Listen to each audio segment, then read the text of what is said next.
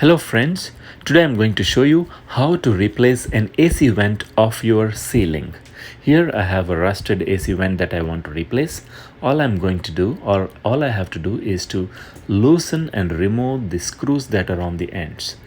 I've already loosened it with the screwdriver, that way it's easier for me to make this video. But it's simple, just loosen the screws and pry out on the sides just to release the vent a little bit from the ceiling. They might have used caulking or glue to hold it up tight. So remove the screws and then pull out the vent just like that. It should come off pretty easily. And if you have a replacement vent, it should fit right in there as long as you buy the right size. Measure the size and get the right one from Home Depot or Lowe's. Fix it in there and screw both the ends just like that, and that's all you really need to do.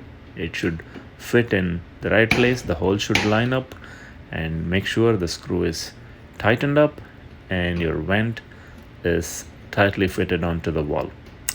Thanks for watching. That's how easy it is. If you have any questions, please post a comment.